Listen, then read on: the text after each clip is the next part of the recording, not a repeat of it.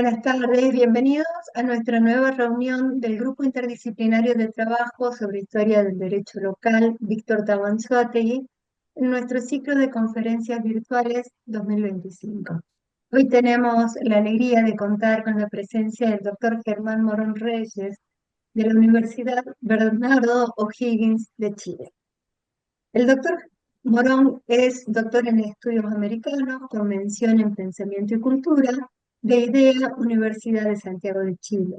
Es profesor de Historia y Geografía y licenciado en Educación por la Universidad de Tarapacá, director del Centro de Estudios Históricos y Humanidades de la Universidad Bernardo O'Higgins en Chile y es también director de Autoctonía, revista de Ciencias Sociales e Historia.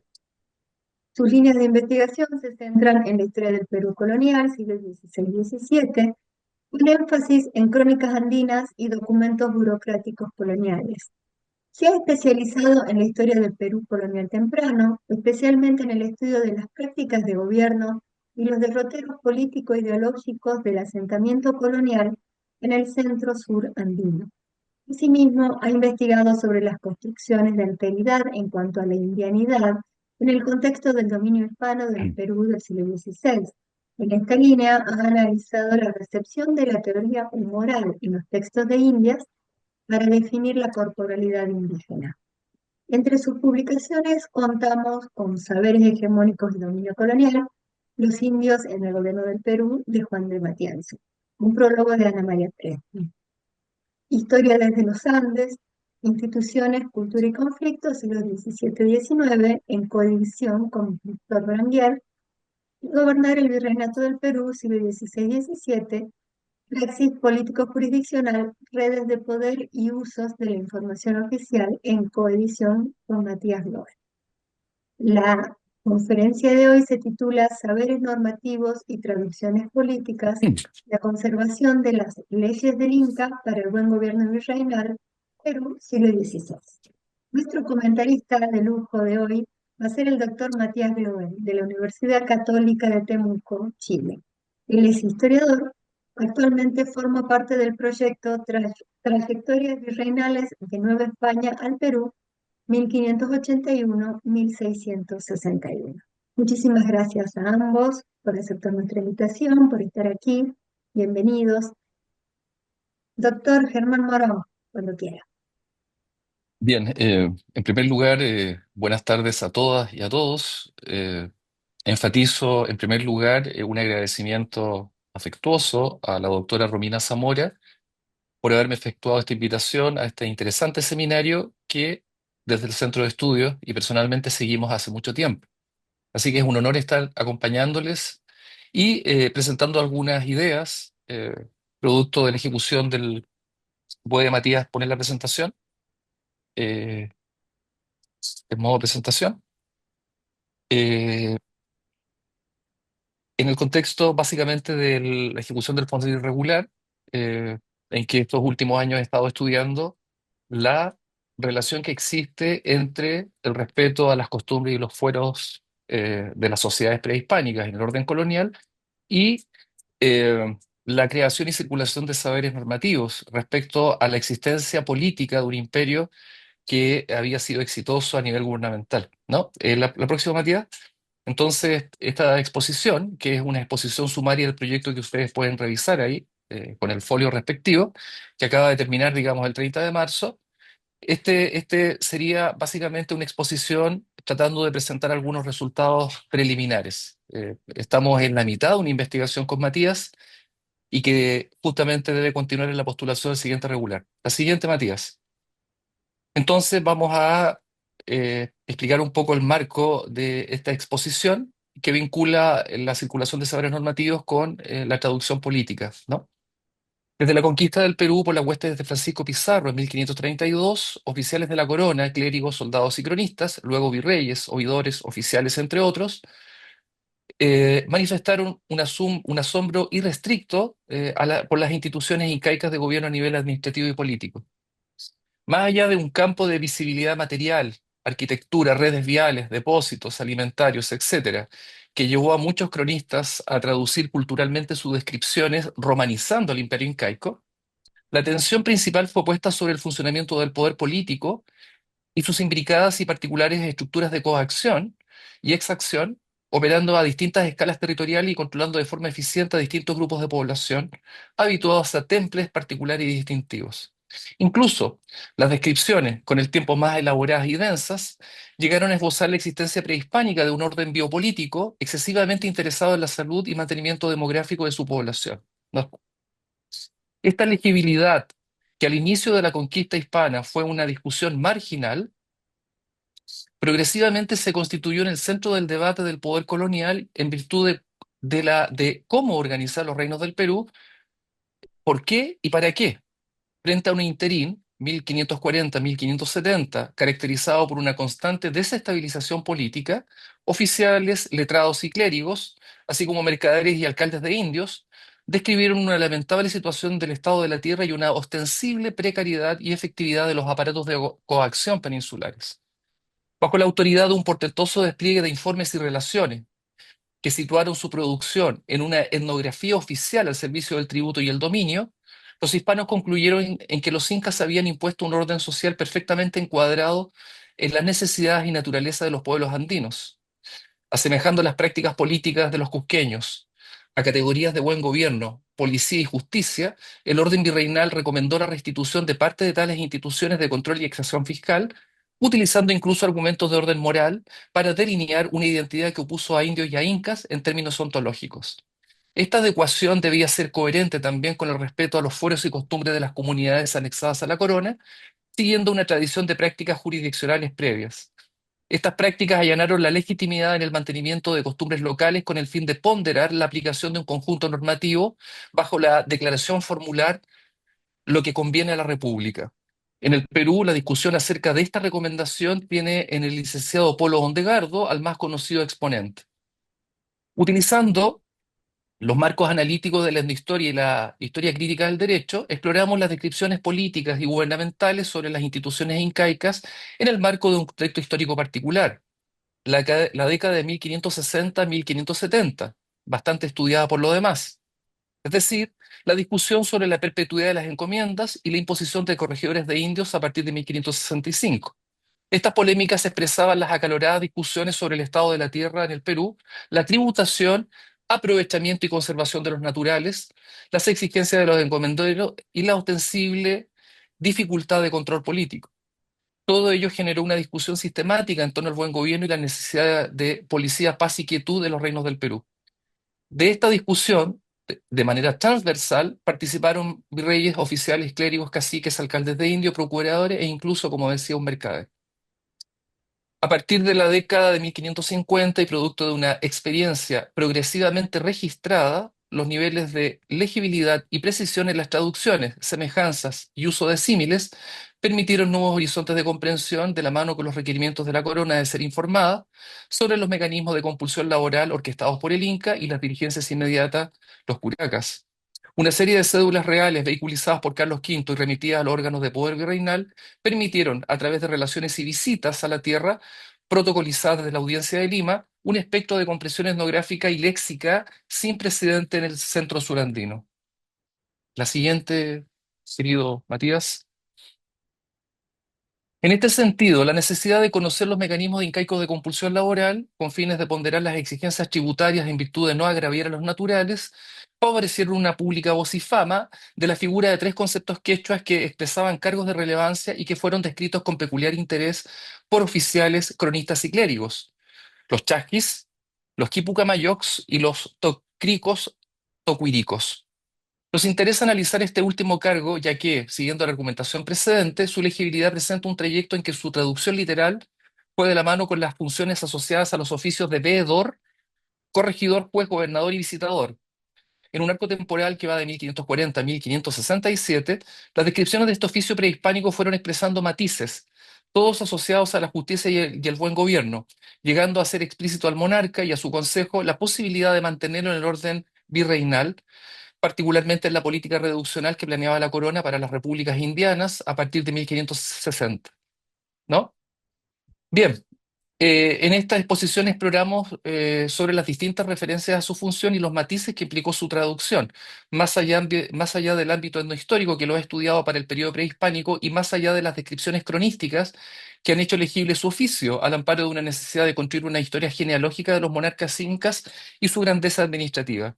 Desde esta perspectiva, uno de los aspectos descuidados en la historiografía del Perú virreinal, presente de los enfoques etnohistóricos, ha sido situar su figura en una mirada vinculante al análisis sobre los problemas de instalación gubernamental hispana en los reinos del Perú, los aparatos precarios de coacción peninsulares y las posibilidades jurisdiccionales de respetar los fueros y costumbres de los naturales, al amparo de la categoría de saberes normativos para dimensionar la producción de un saber gubernamental que emergió de las descripciones prolijas y precisas sobre la desestructurada organización incaica. En este sentido, se ha puesto en énfasis en las acomodaciones, ponderaciones y aplicaciones de la normatividad metropolitana, obligada a ajustarse a coyunturas de proximidad bajo la declaración formular, que vuelvo a repetir, lo que conviene a la República, ¿no? Conjeturamos que su rol y sus definiciones aparejadas, sigo al Tocrico Tocuirico, fueron atractivas para los oficiales regios frente a dos situaciones coloniales largamente descritas y denunciadas en la documentación remitida a la Audiencia de Lima o directamente al monarca. Uno, la emergencia virulenta de un fuerte poder de los caciques, en ausencia del Inca, elemento preocupante para la administración local, en el sentido de observar sus prácticas de poder como verdaderas tiranías locales. Segundo lugar, y siguiendo las peregrinas argumentaciones de Gibson, Loman Villena, los españoles observaron asombrados la existencia de una organización decimal provista de autoridades intermedias eficaces en el control de la población y, sobre todo, en la exacción laboral y tributaria. La impresión de Gibson y Loman en virtud de la temprana instalación política virreinal es justamente la, cito, carencia de organismos intermedios entre gobernantes y gobernadores. Por su parte, John Rowe, en el mismo año que Loman, a partir de una concienzuda exploración cronística, sostenía que muchas tradiciones incas fueron mantenidas con fines administrativos. Pero esas descripciones quedaron hasta ahí nomás, o esos análisis, digamos. Acá ponemos en evidencia, a través de la divulgación de un corpus documental fragmentario, dos momentos de esta descripción y legibilidad. El primero, cuyo trayecto diacrónico entre 1540 y 1563 puso énfasis descriptivo y que a través de una traducción funcional fue matizando el significado y el sentido de la voz tocuirico-tocricoc, como muestran, por ejemplo, las escrituras informativas de Damián de la Bandera e Íñigo Ortiz de Zúñiga. El segundo, como consecuencia del primero, muestra un interés de recomendar al monarca y a su consejo, a través de disposiciones normativas, situaciones coyunturales o derechamente a través de reclamos y denuncias de agravios, la restitución de este cargo prehispánico asociado al buen gobierno, la sujeción y la vigilancia. Así parecen evidenciarlo tres indicios documentales. Matías, si puedes, la siguiente. Eh, una carta del virrey Diego López de Zúñiga y Velasco, el conde de Nieva, al monarca. Ahí me faltó la referencia, es Agi Patronato 188, ramo 30, una carta de López García de Castro remitida al monarca a fines de abril de 1566, las peticiones de los indios de las parcialidades de Anan y Huanca del Valle de Jauja en enero del 66 y el tratado jurídico del oidor de la audiencia de Charca que todos conocen acá, Juan de Matienzo, ¿no? He utilizado en este caso la versión paleográfica, que en realidad no es el manuscrito original, sino un traslado de Tamayo de Vargas en 1620 de la obra Capital del Oidor y que está alojada en la New York Public Library, básicamente, dado que no contamos con la versión original, que está extraviada hasta el día de hoy, ¿no? Estas son las, digamos, la declaración de fuentes. A nivel teórico, asumimos que el análisis de esta documentación permite ponderar el intento de instalar un orden político corporativo, las repúblicas indianas, caracterizado por la legitimidad parcial de las autonomías locales, sus linajes y el respeto a sus costumbres, en términos de regulaciones normativas no escritas, elemento que la historia ha hecho notorio. Consecuentemente, permiten ocultar una vertiente basada en la observación de las realidades locales, el uso de la casuística y la ponderación aguda sobre el uso de la costumbre y la legibilidad de sistemas normativos preexistentes.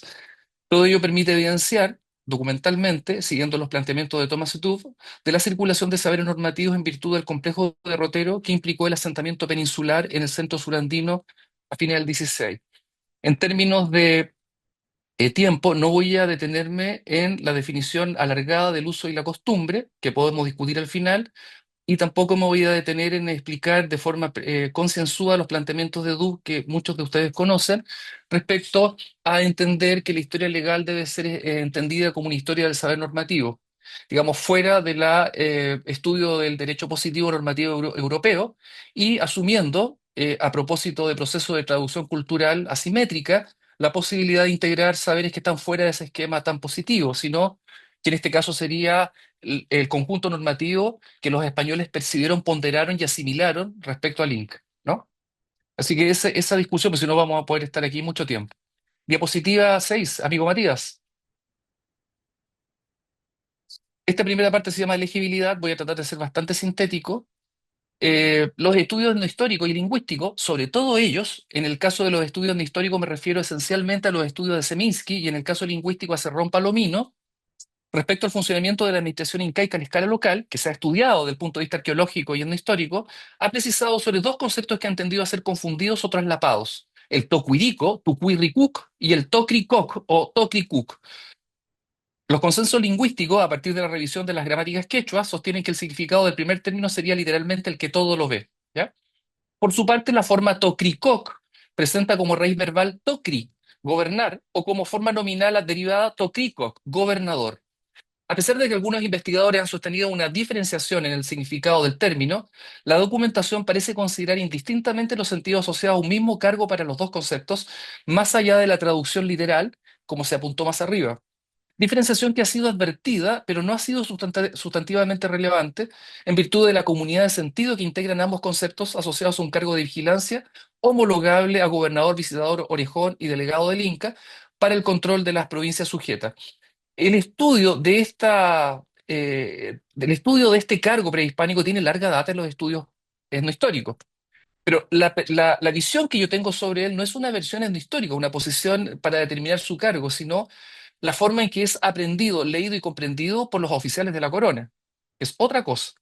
Entonces, en ese sentido, eh,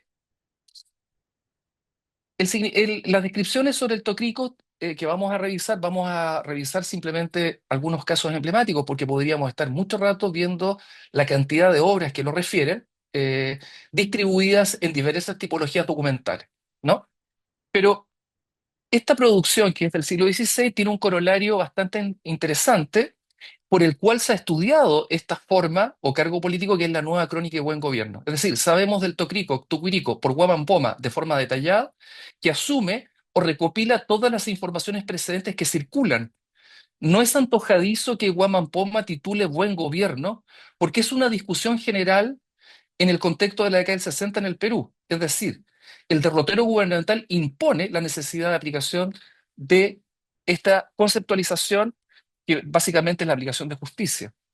Ahora, ¿qué nos dice la nueva crónica de buen gobierno? Bien, eh, para Guaman Poma, que entrega una clasificación prolija de la jerarquía de autoridades provinciales y regionales, eh, define la figura él nunca habla de Tocuirico, habla de Tocricoc, ¿ya? Esto va a ser bien curioso, lo vamos a ver después en gráfico, cómo los españoles van identificando una forma verbal que es diferenciada, pero que apunta al mismo sentido, básicamente. Y Guaman Poma lo define como un corregidor, un gobernador y un juez. Para este autor se trata de orejores, comillas. No tengo la cita, me disculpan por la premura de hacer el PPT. Dice Guamampoma de la parcialidad de Tambo Inca o Auquicona, príncipes, de los que tenían las orejas quebradas o pies o manos mancos.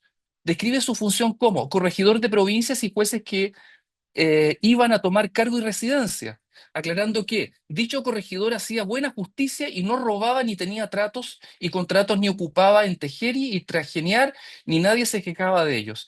Y así, hasta morir duraba su corregimiento, temía a Dios y a la justicia y castigos en todo el reino. Bien, en este sentido y siguiendo las propuestas de Ocio, claramente, Poma Ayala buscaba proyectar a partir de una serie de equivalencias las características de la administración española en el pasado administrativo incaico, ¿no? La siguiente, Matías. El diccionario de Santo Tomás es bastante interesante porque es la primera gramática traducida en el 60. Esto va a tener un coloriero posterior en González Holguín, y también en Ludovico Bertonio, que es la contraparte aymara. Aquí tenemos una obra indiciaria respecto al carácter, a la traducción, que está en el marco de lo que van a ser posteriormente la práctica pastoral en el Ande, es decir, manejar el idioma del nativo para poder evangelizarlo. Esta es una cuestión que ha sido recontra estudiada, ¿no? Sobre todo acá el profesor Castro ha trabajado bastante también el tema de esta discusión. Tenemos acá la palabra tucuy, que es significa todo. Fíjate las variantes que expresan el vocabulario de Santo Tomás, la noción descompuesta de tucuy ricuy, ¿ya? La cronística asume que la traducción complementada es el que todo lo observa o el que todo lo vigila, ¿ya? A pesar de que abajo escogí este de Domingo Santo Tomás porque está dentro del contexto histórico que estoy estudiando, no a nivel posterior. La siguiente, Matías. Un primer documento que se encuentra en la Real Biblioteca del Monasterio del Escorial, que fue trabajado por Trimborn, Rowe y Gentile. eh, este ha sido valorado etnológicamente porque se trata del primer documento muy breve, que es anónimo, sobre el gobierno de los incas. No teníamos un documento que fuera tan explícito en esto. Y en esta descripción, el memorial anónimo, eh, lo que está señalando básicamente es describir el gobierno de los incas y apuntando a uno de los cargos de mayor presencia a partir de 1540-50, ¿no? Dice, ponía el Inga un orejón caballero de su casa, de quien muchos se fiaba que era como vedor, que en su lengua se llama un tucuirico, que quiere decir todo lo mira. A este tenían gran respeto, tenía por sí criados de confianza para avisar al Inga de todas las cosas que a la gobernación convenían. ¿Bien? Ahora, lo interesante de esta equivalencia es lo que significa la noción de veedor o lo que implica. Siguiendo a Sebastián de Covarrubias, que todos usan, básicamente, dice veedor algunas veces dignidad militar, otras oficios de ciudad. ¿Bien? Se trata, por lo tanto, de varios oficios que comparten el mismo nombre. La función original parece haber sido la de veedor a nivel municipal. En sus inicios medievales se trataba de un cargo ocasional, es decir, no permanente. Sin embargo, Gonzalo Martínez Díez señala que ya para el reinado de Alfonso XI, el frecuente nombramiento de veedores para examinar cómo se había administrado justicia, enmendadores que debían enmendar la situación a los que hubiesen sido perjudicados por una justicia negligente, injusta, ¿no? Del mismo modo, se asumía que los veedores se encargan de vigilar que determinadas acciones se desarrollen de acuerdo a lo establecido por las normas, ¿no? Entonces, tenemos la presencia de esta idea. Esta equivalencia va a ser seguida por Francisco Falcón, si sigues, Matías, la siguiente, donde teníamos una siguiente alusión. A pesar de que esta descripción es más tardía y que está dentro de lo que voy a analizar, es interesante entender lo que Falcón ya entendía del tocuirico y que hablaba de un veedor, un entendedor de los negocios de la justicia, un juez, un comisario, un pesquisador, ¿ya? O un visitador. Es importante que tengamos claro en la retina esto. Siguiente, Matías. Para Falcón, si uno hace un recuento de los descriptores que aparecen hablando del Tocuirico, tenemos estas ideas que son los rasgos semánticos en Francisco Falcón. Juez, veedor, eran de fuera de la provincia, jueces de comisión, pesquisadores, visitadores, ni eran perpetuos, ni se heredaban, etcétera. Interesa mucho hablar de la noción de eran fuera de la provincia, es decir, no estaban comprometidos en redes afectivas, comerciales con la localidad, básicamente. Siguiente, Matías. Damián de la Bandera, y es interesante decirlo, a partir de 1551 y por una cédula real de Carlos V, comienza una práctica sistemática de la administración colonial de visitar las comunidades para poder entender el sistema de tributación prehispánico y adecuarlo de alguna manera al sistema colonial y sobre todo frente a la desproporción inconmensurable de la exigencia tributaria encomendera. Entonces, una de las cuestiones reclamadas a la audiencia de Lima era el agravio en no recomponer la tasa tributaria, equiparándola al sistema que venía funcionando antes de la llegada de los españoles. Entonces, los españoles empiezan a tratar de, frente a la denuncia de agravio, a morigerar la tasa elevada por parte de los encomenderos. Y en este caso, a Damián de la Bandera se le pide visitar la comunidad de Vilcas Guaman para poder entregar una descripción pormenorizada. Lo que me interesa de acá es la descripción del Tocuirico, que nuevamente aparece como un gobernador, ¿no? y aparece indistintamente la versión del Tocuirico y del Tocricoc, señalando gobernador, el que todo lo ve, el delegado del Inca, el que controla el tributo, la justicia, la economía, limpia las acequias, manda, gobierna sobre la organización decreciente decimal incaica hasta llegar a las pachacas específicamente, ¿no? Aquí tenemos una primera descripción, en el acápite de lo que estoy señalando como legibilidad. La siguiente, Matías. Para Damián de la Bandera, estos son los rasgos que traduce de la voz Tocuirico. Gobernador capital del Inca, el de Huamanga, gobernaba 40 leguas, conocía cualquier causa, etcétera. ¿No? Siguiente. En el año 1562, un segundito, en 1562, esto es súper importante, la audiencia de Lima, frente a las denuncias de un conjunto de caciques de la parcialidad de los Chupaichus contra el encomendero Gómez Arias, a causa de no respetar las tasaciones que fijaban el tributo de los indios ya establecidas con rigor por la mentada audiencia, ordenaba a través de una provisión real la visita a las cuatro guarangas de los Chupaichus en la provincia de León de Huánuco. Esta tarea fue encomendada a Íñigo Ortiz de Zúñiga, un hombre considerado de ciencia y experiencia. Los interrogatorios fueron mediados lingüísticamente por el intérprete griego Gaspar de Rodas. Los indios suplicaban al rey que el encomendero, comillas, no cobre de nosotros más que la tasa que siempre le hemos pagado ni nos apremie. El visitador recibió instrucciones precisas, ¿no? Y nos interesa acá el interrogatorio efectuado al cacique principal Diego Sagua, principal del pueblo de Chacya. Al momento de ser interrogado sobre lo que dice, si son al presente más o menos indios que en el tiempo del Inga, él ya empieza a definir la presencia de justicia o Tocuirico que tenía por una función básicamente el control de que era un enviado por el Inca, el castigo, básicamente, no quiero leer la cita porque es bastante farragosa. Lo importante es que ustedes vayan observando que la visita de de Ortiz de Zúñiga hace legible el cargo y va complejizando la descripción respecto a las funciones que tiene. ¿Por qué es importante revisar las descripciones precedentes? Porque estas descripciones como informaciones circulan y van a ir generando un cúmulo de datos para la noción de un saber normativo que pueda permitir el maridaje entre dos culturas que se dan la mano. La siguiente, Matías,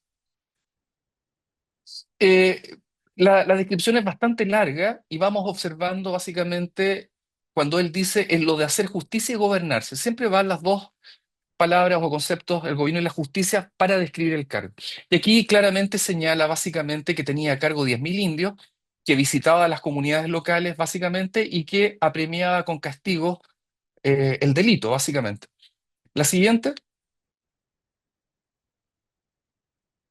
aquí recién en en el expediente, que es bastante largo, hay que recordar que esta visita fue publicada por John Murray en 1567 y fue uno de los documentos etnológicos más importantes en la historia para establecer la organización étnica en el periodo colonial, a lo menos visible hasta 1580 o 1570, ¿no?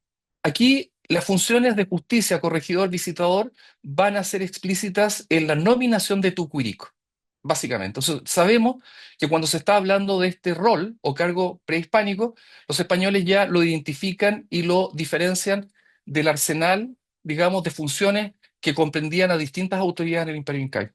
La siguiente, Matías. Esta la vamos a pasar porque en realidad es la opinión que tiene Santillana, pero no es objeto de esta ponencia. Si puedes seguir, la siguiente. Una definición consolidada, ¿ya? Acá tenemos una serie, estas son las definiciones que plantean, pero más interesante el cuadro. Si puedes, Matías, la siguiente. Aquí tenemos un cuadro, básicamente, que también sigue un trayecto diacrónico en la cual vamos colocando indistintamente los conceptos y la definición que van dando los propios oficiales de la corona respecto a la función del tucuy, ¿no? Y nuevamente tenemos un campo semántico asociado al gobierno, al buen gobierno y la justicia, lo que ustedes pueden observar en la columna de la derecha, ¿no? Si puedes seguir, Matías.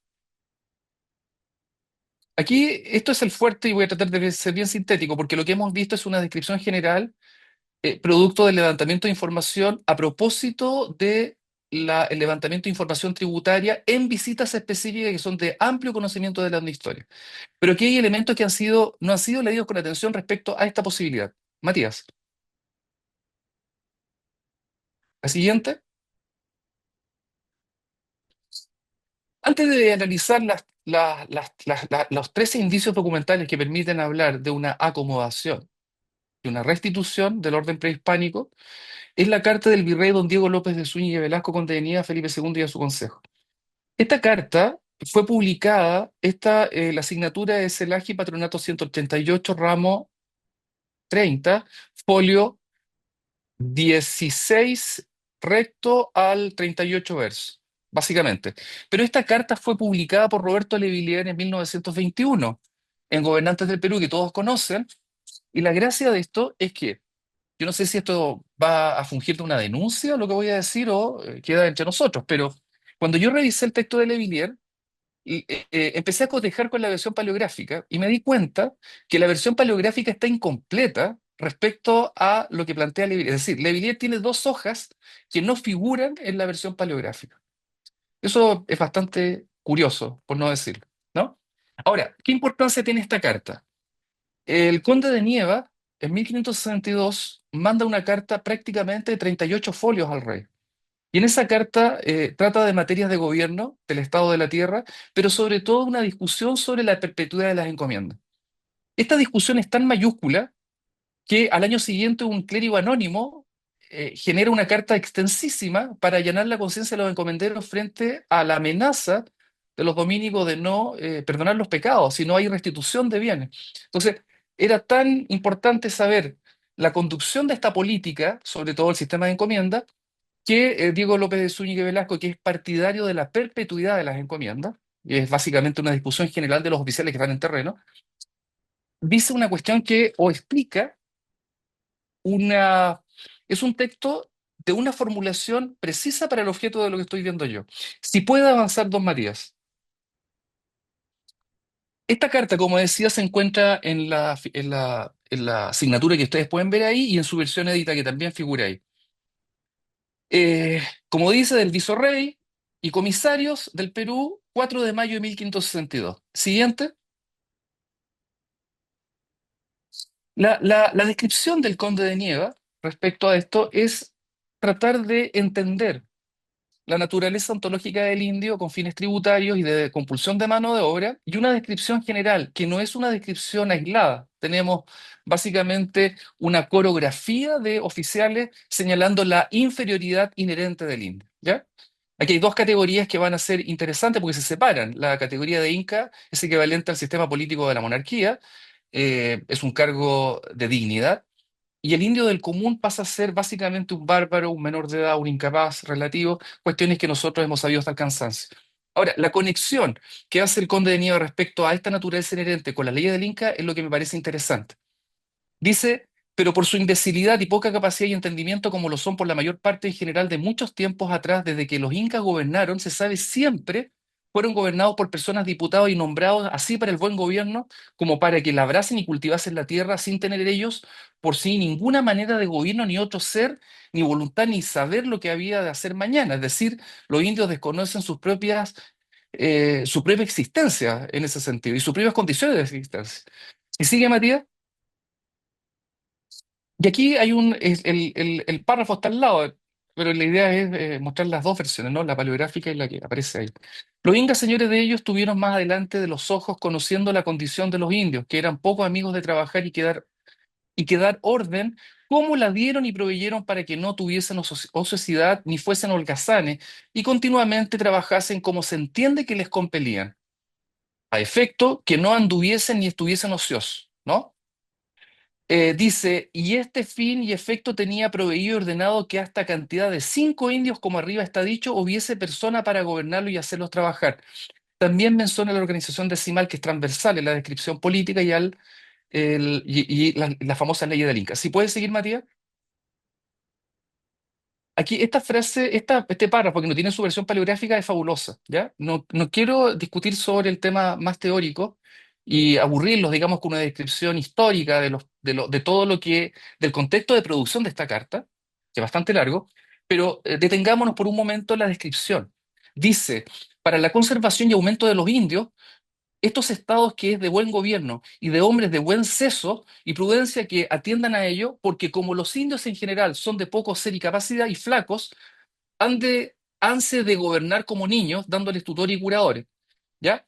Atendiendo más a su gobierno, salud y conservación de las personas que no a darles más audiencias, pareciendo faltarles administración de justicia, porque para los españoles bastaba lo que había y para los indios, si fuere posible, no conviene que conozcan una audiencia ni otra como en su lugar se dirá. Y aquí esta cuestión es como un éxtasis para mí se dirá, y para ellos la verdadera justicia es buen gobierno y será a lo en cuanto se pudiere volver ellos a las leyes y orden que los incas tenían para gobernarlos.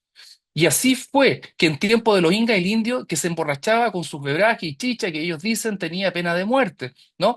Va dando una descripción de los castigos. Dice, todas enderezadas para la conservación, salud y gobierno de las personas de los indios, y con este buen gobierno, con tener en su tiempo muchas, había mucho mayor número de indios que ahora hay, que es una descripción que Polo Bondegardo enuncia permanentemente respecto a la desolación demográfica de los indios y al mantenimiento del fuero. Es decir, nosotros conocíamos en la versión de Bondegardo lo mismo que está diciendo el Conde de Nieva. El Conde de Nieva está haciendo una recomendación directa, ya, a nivel normativo. Y abajo dice, y para esto no solamente no es bien mudar en la orden que se le ha quedado, sino buscar y tornar a cobrar alguna parte de ellas, si se ha perdido, y tornarla a introducir así en la orden y cuidado que había sobre ellos, con lo que estaba dada para que no muriesen ni enfermasen. Esta carta, a pesar de que para una persona que no está estudiando esto puede ser irrelevante, para mí es una puerta de entrada directa y explícita, porque estamos hablando de un virrey, ¿ya? No he encontrado estas descripciones ni en el Marqués de Cañete, ni en Antonio de Mendoza, etcétera. Aquí empieza una cuestión interesante. No he estudiado. Siguiente, Matías. Voy a tratar de ser bien didáctico. Corto. López García de Castro, los levantamientos indígenas y las leyes de Huayna Cápac. ¿Ya? Un segundito. Tenía aquí los apuntes para no pasarme a otra parte. Tras la muerte del virrey Conde de Nieva en febrero del 64, el licenciado López García de Castro asumió el cargo de gobernador interino y presidente de la Audiencia de Lima. Consideraba un sujeto perspicaz y recto, instalado en una cultura jurídica habitual, examen y ponderación de los usos y costumbres de los reinos agregados, pronto reparó en la diferencia existente entre las disposiciones legales, sabiamente acumuladas, y las prácticas puestas en uso, descubriendo al indagar en las modalidades ecológico-territoriales y la cultura indígena peruana, que muchas cosas desde España juzgadas inapropiadas y radicales ofrecían aspectos que sugerían soluciones adaptadas a las exigencias locales. La impresión del estado de la tierra en los reinos del Perú lo llevó a escribir al monarca en noviembre de 1564, señalando que, comillas, hallé la tierra tan perdida y a la gente tan descontenta. La impresión in situ de las instituciones incaicas, o a lo menos las informaciones al respecto que pudo acopiar, tuvieron como correlato la situación de pacificación de los incas de Vilcabamba, en específico entre 1565 y 1568, básicamente. Su lamento era expresivo de una situación de desorden y parcelación territorial, lento reordenamiento político-administrativo, serias dificultades de articulación gubernativa regional y central, crisis fiscal debido a la falta de implantación de una política tributaria, agotamiento de los recursos mineros debido a la obsolescencia de la matriz tecnológica y preocupante descenso demográfico. Tales problemas administrativos lo llevaron a señalar que, comillas, cuanto más voy mirando las cosas de esta tierra, tanto más voy sintiendo cuán necesario es remediar el mal gobierno pasado y ansí en lo espiritual como en lo temporal. El contexto histórico donde cobran sentido los lamentos del licenciado han sido estudiados con profusión, ¿no? En líneas gruesas, la administración virreinal enfrentaba las consecuencias a largo plazo de la rebelión encomendera, resentida por la pérdida de potestades sobre los naturales, la emergencia virulenta de un poder cacical que tiranizaba a los indios, las severas críticas de los cuerpos clericales, especialmente dominicos, en contra de la extracción laboral indígena, entre muchos otros. Para nuestros objetivos es dable resaltar la ausencia de autoridades directas para el control y protección de los indios, entregados a diversas formas de explotación por parte de curacas y encomenderos, cuando no de religiosos. La progresiva desintegración de la organización incaica y su estricto control atomizado en escalas decrecientes condujo a una ausencia de vigilancia sobre los naturales, a sabiendas que la nueva administración peninsular, hacia 1560, contaba con aparatos de coerción bastante precarios. Siguiendo las apreciaciones de Loman, en las postrimerías de 1564, los curacas de algunas comarcas de la Sierra Central, con ramificaciones hasta el Cusco, Chucuito y Potosí, se levantaron contra el gobernador y la autoridad real. Dos informantes de la época, el factor Romani y el corregidor del Cusco, Juan de Sandoval, dejaron entrever al presidente de la audiencia de Lima los peligros de este levantamiento.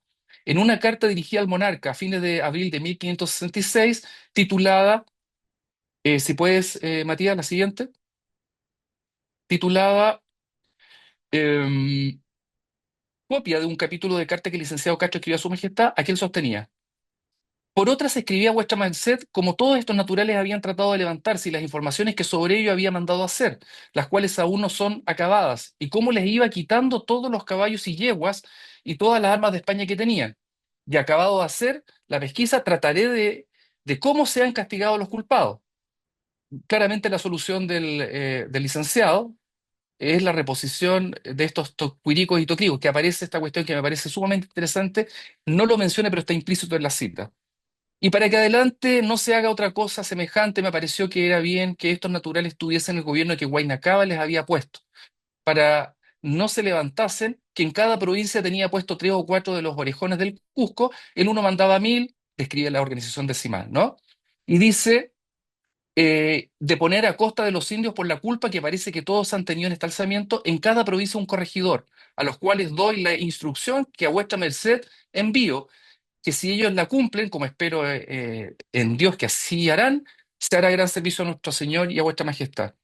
¿Por qué es relevante la cita? Es básicamente la equivalencia que hace básicamente el licenciado respecto a la figura del corregidor con el tocuirico, ¿ya?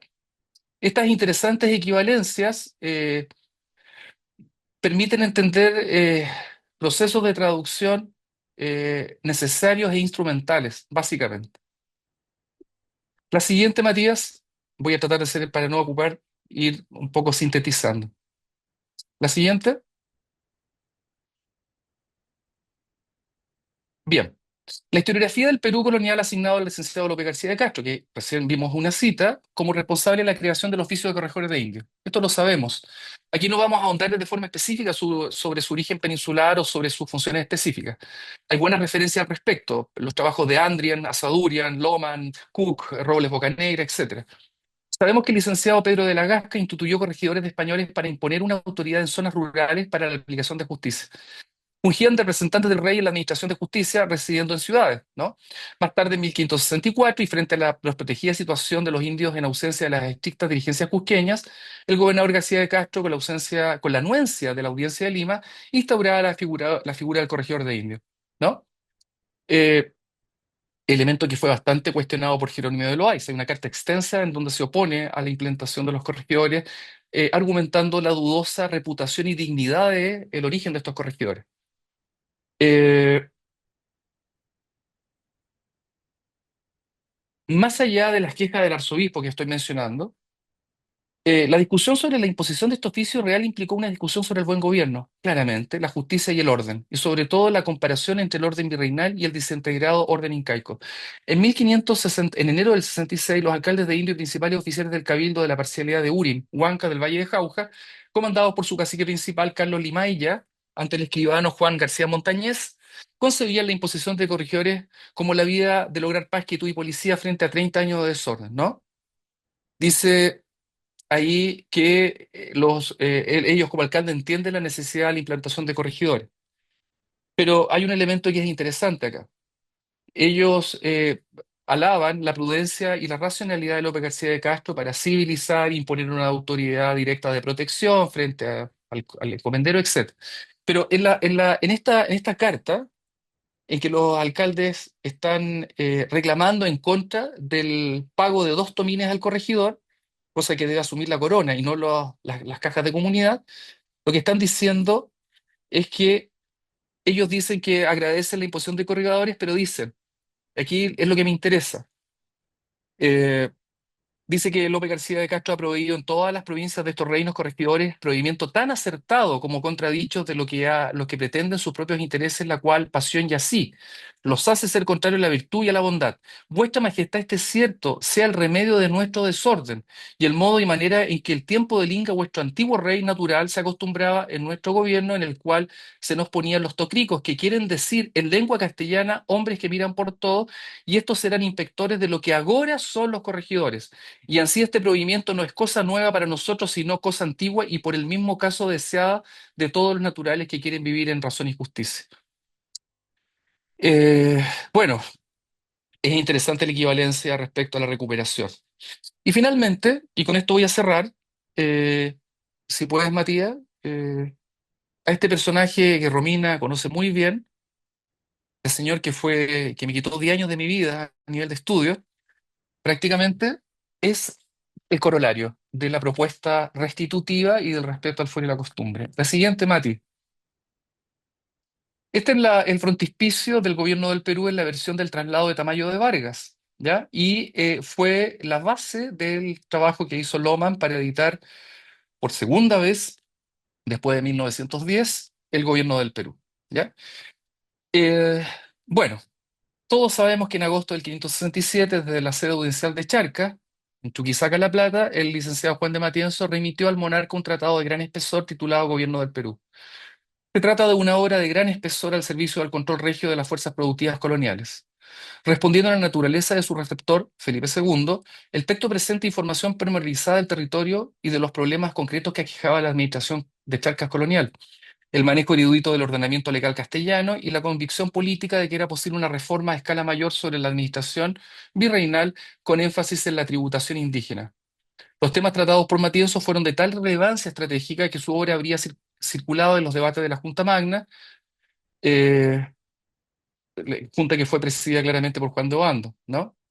Más tarde, el virrey Francisco de Toledo, en su instrucción y ordenanzas, habría considerado las propuestas de Matienzo.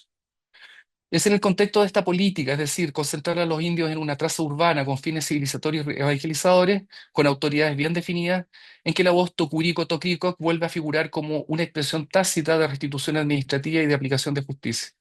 Se trata del primer esquema conocido de una reducción con forma de un plano con traza cuadriculada. La intención del oidor, conminando al monarca y a los encomenderos que lo representan, es la naturalización de la policía humana entre los indios, hecho que allanará la disposición a recibir la fe católica. Siguiendo de cerca una provisión real remitida a la Audiencia de Lima en 1549 y en acuerdo con las autoridades eclesiásticas, señala que, comillas, poco a poco provea que los indios se reduzcan a pueblos, que se hagan alcaldes, regidores y alguaciles y otros oficiales del consejo, para que hagan justicia en pleitos civiles, cierre comillas. Se trata de la formalización de un deseo anhelado desde la gobernación del virrey Antonio de Mendoza, la constitución de los pueblos de indios con autoridades autónomas bajo el esquema de una verdadera república platónica en el Perú. El esquema programado instala autoridades paralelas, corregidor, cacique y tocurico. En su capítulo 14 de cómo los indios han de ser visitados y juntados a pueblos en policía, y la justicia que ha de haber en los pueblos y de traza de ellos, y del tocurico, explica pormenorizadamente. Ahí, si sigue la cita, María, para ir concluyendo, es la proposición de Matienzo, ¿no? Un tucuico, que quiere decir todo lo ve, que ha de traer vara.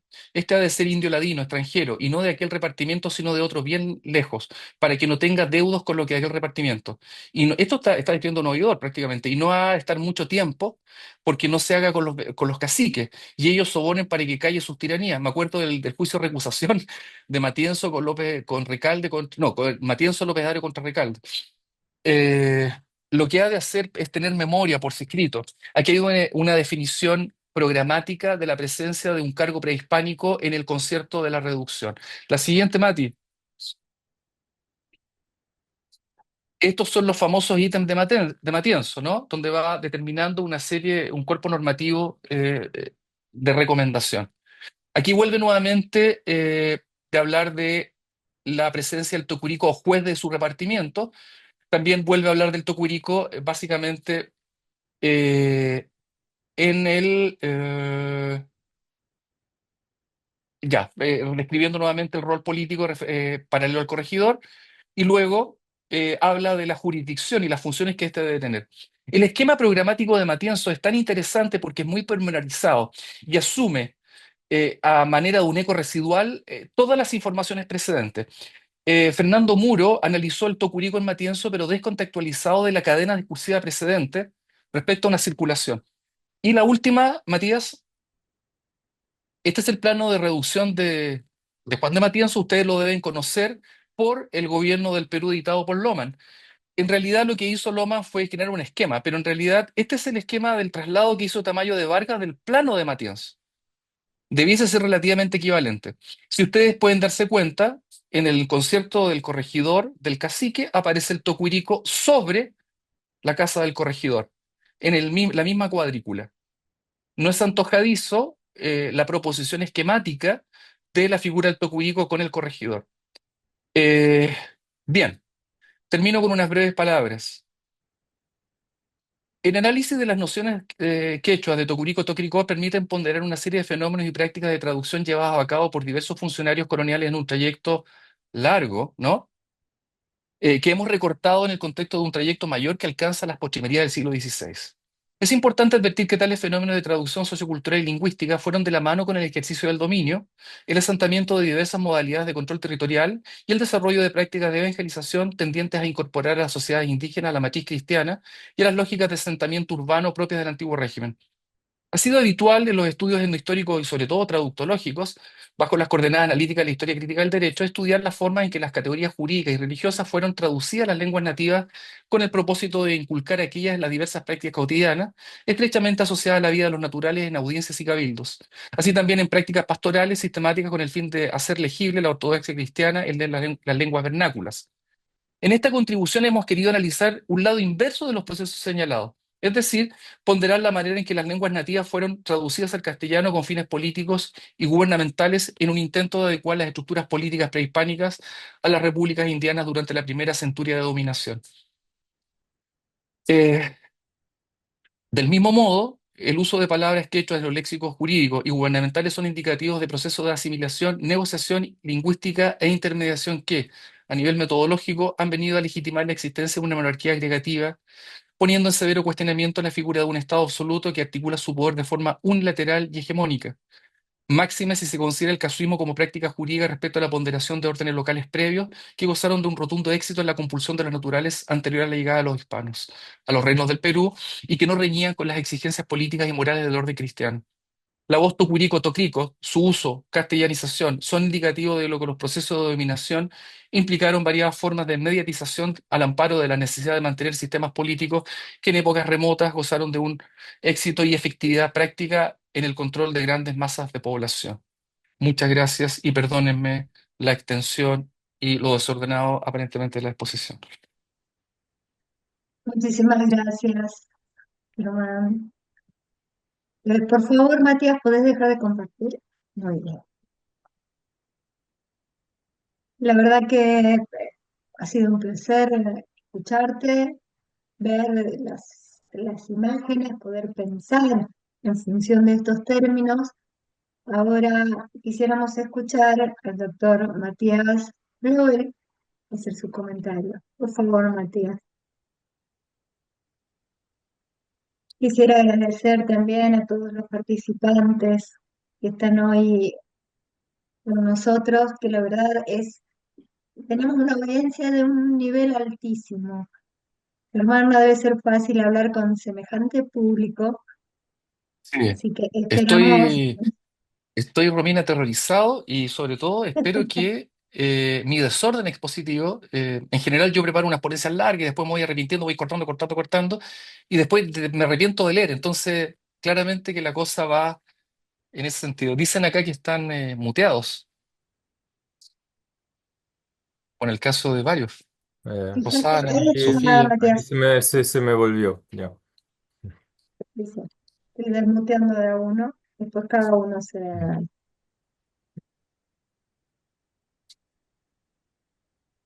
Cuando quieres. Eh, vale. Bueno, después de todo, sí, ya no sé qué decir. Em, salvo, Ah, bueno, empezó. sea la Harman que no termine igual que Matienzo, que la analogía termine en algún momento. Em, y que ahí a él sí le den sus mercedes. No como al otro. Em, Pues bueno, como a veces trabajamos juntos, bueno, no sé cuánta culpa tengo yo de la ponencia. em, Pero bueno, voy a tratar de comentar algunas cosas. O sea, no intento hacer una síntesis que fracasaría sin duda, sino como, bueno, compilar un poco quizás las cosas que podrían ser centrales o que, bueno, otros podrían considerar otros, pero después igual pueden intervenir. Em, claro, obviamente, bueno, el tema del buen gobierno, ¿no? Que bueno, es en el fondo central para todo el siglo XVI y XVII y que creo que lo que lateralmente pareció en alguna parte, ¿no? Que tenía una connotación moral y, o sea, y creo que no es solo connotación, sino creo que el buen gobierno y también la tiranía, que sería como lo opuesto, ¿no? Creo que son fundamentalmente conceptos morales. Creo que la moral es un concepto completamente subestimado todavía. Ojalá alguien hiciera su tesis o una monografía sobre el término y la concepción, que sería muy bueno. Pero, o sea, si uno mira cuando en la monarquía quieren hacer reformas profundas, casi siempre van en términos morales, ¿no? Como Olivares, por ejemplo. Y, y entonces, claro, como estos términos del buen gobierno y del mal gobierno provienen, ¿no? De ese esquema antiguo de las seis formas de gobierno, ¿no? Que la monarquía, la aristocracia y la democracia, y luego sus variantes en el fondo pervertidas, ¿no? O sea, que funcionan igual, solo que en vez de gobernar para el bien común, pues los gobernantes gobiernan para sí mismos. O sea, esa es la diferencia fundamental, ¿no? Y que es fundamentalmente moral, ¿no? Y de ahí, claro, obviamente la pregunta, ¿no? De que se hace en toda esta gente, ¿no? ¿Cómo podemos gobernar esto bien, ¿no? O sea, ¿cómo implementar el buen gobierno en los reinos del Perú? Que, que parece costar porque todos constatan que no les está funcionando y, y de ahí un poco, y no, y ojo, es muy interesante lo de los caciques tiranos, ¿no? Que a veces aparecen y que aparecen mucho antes que los incas tiranos. O de estos hoy no hemos hablado mucho, pero los mismos autores que hoy han salido por el Tucurico, pues también comentan, ¿no? La tiranía de los incas, al menos en la década de los 60, pero los caciques aparecen como tiranos mucho antes, ¿no? Em, y, bueno, y hay también como la necesidad, ¿no? de limitar su poder y buscar como la forma de hacerlo, ¿no? Y ahí pues bueno, una de las figuras que aparece, ¿no? Es el Tocurico, que, bueno, que Germán me habló de esta cosa hace unos años, pues siempre es fascinante. Y sobre todo, ¿no? Por la complicación de clasificarlo, ¿no? Porque en el fondo o bien nunca entienden exactamente lo que era, o tenía tantas aristas que según lo que uno en el momento quisiera expresar, pues podía tomar, ¿no? Porque, a ver, corregidor, gobernador, juez, visitador, em, sobre todo en el último caso, pues porque cambia mucho, ¿no? Porque corregidor y gobernador al menos van en la misma línea, ¿no? Es que son en el fondo representantes del rey a menor o mayor escala. Sobre el gobernador es bastante polisémico, ¿no? Porque el gobernador podía ser todo el gobernador de Castilla o también de regiones mucho más reducidas, ¿no? Y se sigue llamando gobernador. En vez del corregidor, que es más o menos fijo, solo luego hay corregimientos obviamente más atractivos que otros.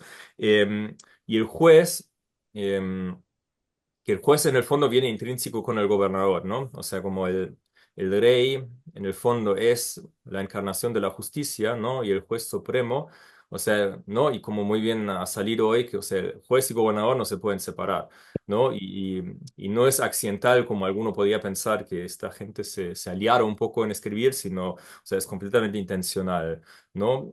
Porque el buen gobierno es la administración de la justicia, ¿no?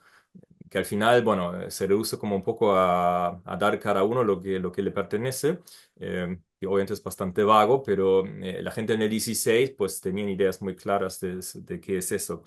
Pero si también podía ser visitador, porque el visitador no gobierna en el nombre del rey, como sí lo hace el corregidor y sí lo hace el gobernador, sino el visitador en el fondo lo mandan cuando piensan que ahí la cosa no va del todo bien, ¿no? Y que a lo mejor si el visitador, el tucurico, inspeccionaba el gobierno o la actuación de los caciques, pues a lo mejor ahí hay una variante, ¿no? Pero en el fondo pareciera que tenía muchas aristas y que nunca se terminaba de comprender del todo, ¿no? ¿Qué hacía? Em, bueno, lo otro, bueno, que tiene que ver, ¿no? Con eso de restituir leyes o cargos incaicos, ¿no? Ese es el tema de los fueros que también aparece y que es algo eh, o sea, que es algo mucho más universal de lo que luego la gente, porque luego la gente después del siglo XIX se ha quedado con los fueros vascos y pensaba que era una cosa vasca, ¿no? Pero que no lo es. O sea, todos los territorios tienen fueros, ¿no? O sea, en todas las comunidades políticas de la monarquía tienen fueros, que son sus particularidades y derechos, ¿no? Y los fueros en el fondo es muy interesante o sea, si combino esto con algo que escuché hace poco, que saben que hace poco el Consejo de Indias cumplió 500 años, ¿no? Y en Sevilla hubo un gran seminario al respecto, que no tuve la suerte de ir, pero tenemos todos la suerte que las charlas se han subido al YouTube, entonces se pueden escuchar. Y ahí creo que fue Javier Barrientos em, que hablaba en el fondo sobre las distintas posibilidades de quedar como incorporado a la monarquía, ¿no? Lo que en el fondo se toma de este Solórzano, ¿no? Que habla de la unión accesoria y de la unión igualitaria, ¿no? Y que y que claramente inicialmente hay una unión accesoria, ¿no? Porque hay un proceso de conquista y todo, pero él decía que en el fondo con el tiempo em, la unión de las Indias se convierte en igualitaria porque se crea todo un derecho indiano que quizás no contradice al derecho castellano, pero sí hay diferencias, sin entrar en contradicciones, pero hay diferencias. Hay un consejo propio de las Indias y que sobre todo con las reformas del consejo de Felipe II, con los consejos adquieren jurisdicción y con eso mucho poder. Pues hay algo claramente distintivo ahí, ¿no? Y obviamente entonces unas Indias integradas igualitariamente, pues tendrían que también respetar ciertos fueros, sobre todo si es que contribuyen al buen gobierno. O sea, y no hacerlo sería casi incurrir en tiranía. Entonces, creo que sería muy interesante abordar esto un poco a futuro. Em, bueno, volviendo al Tocorico, ¿no? Que eso todavía no lo sabía, que estaban emparentados con los Inca, em, que también, o sea, haciendo la analogía europea, ¿no? Que o sea, en Francia, por ejemplo, ¿no? Que existen como los príncipes de sangre, que son los que están emparentados con los reyes. En España la categoría no existe, pero que están los apellidos, ¿no? Todos los que se apellidan de Castilla o de Aragón, pues son descendientes, aunque ilegítimos de algún rey anterior, ¿no? Entonces, también interesante ver esta parte. Em, bueno, en cuanto a quizás expresar algunas dudas que se podrían comentar, como el tocorico tiene como varias variantes, ¿no? Fonológicas que digamos. em, no sé si se sabe los informantes de los distintos autores porque obviamente los reinos del Perú también son bastante diversificados, ¿no? Dialectalmente o hasta lingüísticamente. Y si tienes informantes de distintos sitios, puede obviamente que lo pronuncien diferente, ¿no? Es un poco como hablando de mis viejos estudios de lingüística. Em, bueno, y en cuanto a esta gente de los muy altos cargos, ¿no? Que habla como que, o sea, que todos hablan como a favor de restituir cierto orden incaico, pero me da como la impresión, aunque eso va por fragmentos de cartas, ¿no? Entonces habría que estudiarlo mejor, pero que parece que también defienden como un poco intereses de su propio cargo o de grupos, ¿no? Porque parece que el conde de Nieva, pues, se pronuncia en contra de las audiencias, ¿no? Como de paso. Y se sabe que, sobre todo a los primos virreyes, o sea, las audiencias son una tremenda molestia, ¿no? Y si en el fondo para él significa volver al orden incaico, quitar las audiencias, ¿no? García de Castro habla del mal gobierno general que ha habido, ¿no? Y ahí como había un debate, ¿no? Sobre todo promocionado por los letrados, y sabemos que Felipe II desconfiaba un poco en la alta nobleza, un debate promovido por los letrados, que en el fondo los letrados gobiernan mejor que los nobles, ¿no? Y como él claramente es letrado, por eso no puede ser virrey, porque no es digno. ¿No? Si, o sea, se podría ver si hay más documentos donde tira quizás un poco por ahí de que en el fondo gente como él y la audiencia, que son gente como él, pues gobernarían mejor que un virrey, ¿no? Por ejemplo. Y Loaiza, que escribe contra los corregidores, de los indios, ¿no? Que llama la atención porque, claro, los corregidores de indios pues adquieren jurisdicción sobre los indios y alguien ahí pierde, que seguramente es la iglesia, ¿no? Que antes tenía no un monopolio, pero muchísimo poder en ese sentido, eh, porque bueno, el poder de los curas estaba poco contrastado por agentes de la corona, ¿no? A no ser que muy lejos, pero ahora ponen uno muy cercano y él sorprendentemente se opone, ¿no?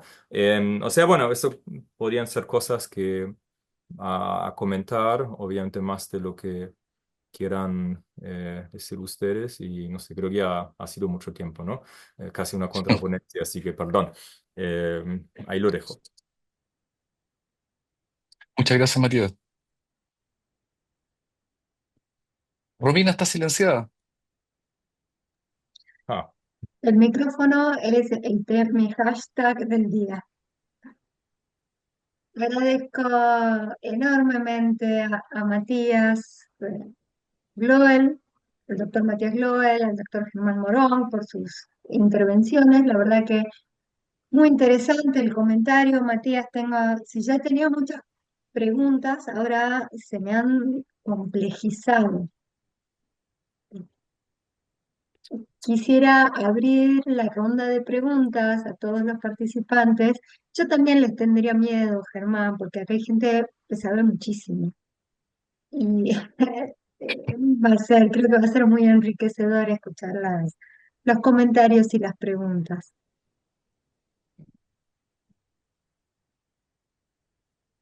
Profesor Nelson, profesora Marinés.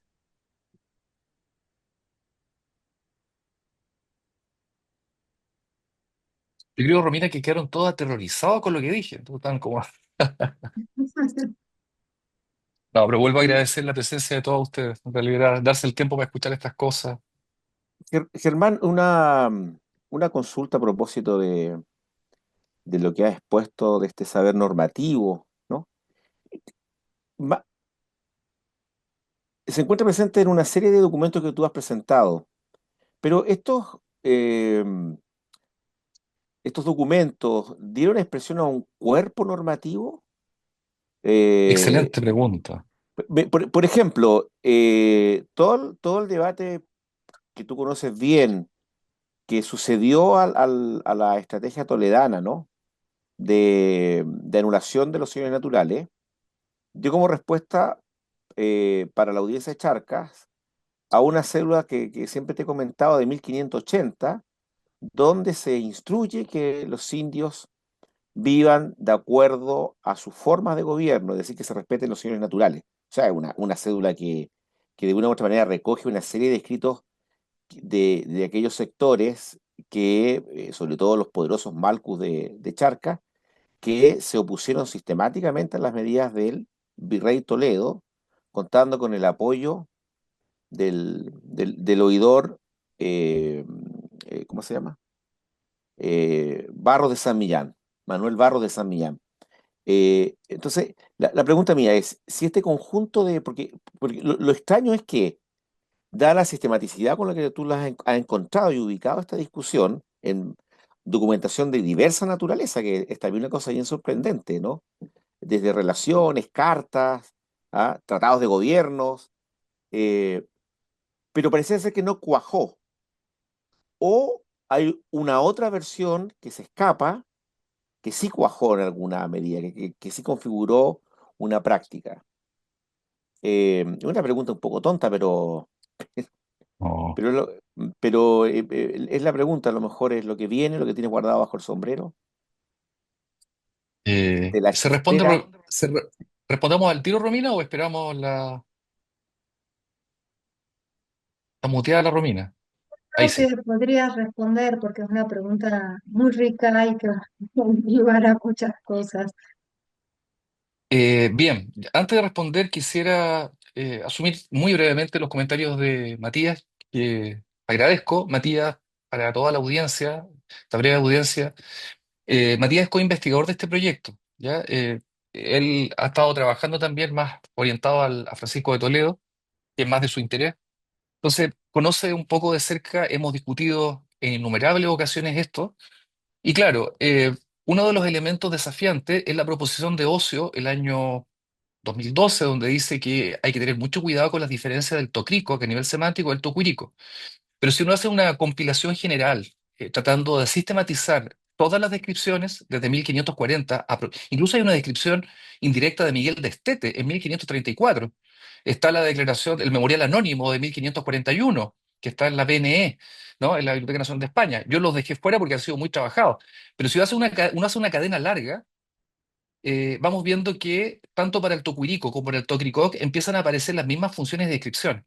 Entonces, esta diferencia que Ocio la ponía como un elemento de insistencia, para mí no tiene mayor relevancia, en términos de que eh, algunos lo mencionan como tocricos, como guamampoma, sobre todo es una cuestión bien interesante porque en todas las visitas que yo he leído no he visto la palabra tocuirico, salvo en algunos casos específicos, pero sí la pronuncia Matienzo. Y no dice tocricoc. Damián de la Bandera usa las dos formas. Santillana solamente tocricoc. Entonces, esta indistinción, a mi juicio, es un ejercicio espurio en términos de que los españoles fonéticamente hicieron un trabajo de combinación y identificaron dos conceptos para una misma función en una descripción que es bastante polisémica. O sea, en el antiguo régimen la justicia estaba en manos de muchas personas y en este caso hablamos de un gobernador y un juez al mismo tiempo. Por lo tanto, creo que no hay una necesaria distinción. De hecho, Viviana Moscovich, que ha trabajado este tema, no señala que sea relevante distinguirlo a ese nivel. Y respecto a la crítica política instrumental, efectivamente. Fíjate que es interesante comparar una carta del conde de Nieva, la que presentamos ahora, con la de un mercader como Juan Griego en 1567 desde el Cusco, donde buceando en el Archivo General de India me encuentro con una carta de un mercader griego en Aji Lima 121, y el tipo da una explicación del estado de la tierra igual que el conde de Nieva. Y de hecho el tipo dice que ni las audiencias, ni los procuradores, ni los escribanos han hecho justicia con los indios, más bien han dilatado pleitos para esquilmarlos de forma maciza. Hace un quiebre y dice Huayna Cápac, siendo bárbaro y debajo de razón natural, gobernó a estos sujetos con justicia, eh, porque los conoció. Entonces, el conde de Nieva, de alguna forma, la frase más importante es por qué habla de que a estos indios no deben tener audiencia, y inmediatamente vuelve con el gobierno incaico. Respecto a Nelson, que es una pregunta, yo creo que axial, Nelson, axial, tu pregunta, lejos de ser tonta, es una de las preguntas más importantes que me han hecho para este proyecto y que lo hemos discutido los dos, es lo siguiente. Nosotros no tenemos evidencia documental, salvo una mención en el expediente de la visita de Íñigo Ortiz de Zúñiga a los Chupaichu. Tú sabes que esta visita está protocolizada con una serie de cartas anteriores, desde la cédula real que impone la visita hasta los protocolos en Lima del escribano Diego Muñoz Ternero, que formaliza a través de una misa al visitador, lo instruye, le da las bendiciones y lo manda para la sierra. ¿Ya? En esa carta de Diego Muñoz Ternero hay una reproducción de la cédula del monarca, que en este caso es Felipe II, dice que somos informados de que los incas fueron buenos gobernantes porque erradicaron el ocio de sus gobernados o vasallos. Es una única evidencia, porque no hay, hasta lo que yo conozco, en lo que he estado estudiando, no conozco una respuesta dirigida directamente a la audiencia de Lima o a los emisores que señale que esto va a ser incorporado. ¿Qué tenemos en la praxis? La regulación toledana de los 70 días de los mitayos, que es una réplica del sistema de compulsión incaico. Tenemos básicamente el respeto a ciertas... acuérdate que Matienzo propone que la hoja de coca debe ser mercantilizada en favor de la energía laboral de los indígenas en contra de las pretensiones eclesiásticas. Entonces, parece ser que acá en este sentido, que no tenemos evidencia de respuesta. En la lógica de lo que nos plantea hoy día el trabajo de Adrian Masters, ¿no? Esta idea un poco de que el Consejo de India y su cuerpo normativo habría sido construido desde los miles e infinitos y thousand miles de peticionantes que llegan a la metrópoli y donde el Consejo empieza a entender y a comprender categorías propiamente americanas. O sea, ni siquiera en esa lógica hay una devuelta hacia el Perú, pero lo que tenemos es un tránsito informativo de tal envergadura hacia la corona que nosotros hemos encontrado una punta de una madeja.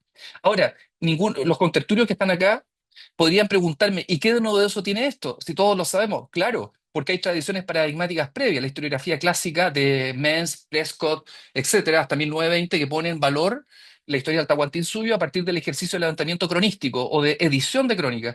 Tenemos la etnohistoria, cuyos paradigmas son Murra por un lado, Suidema por el otro, digamos, en el mundo andino, donde infinitas veces desde el punto de vista histórico se alaba de las instituciones incaicas, se habla de la permanencia administrativa colonial, pero no tenemos un estudio sistemático respecto a las políticas gubernamentales de oficiales de la corona, en el marco del derecho común, en el marco del fuero y la costumbre.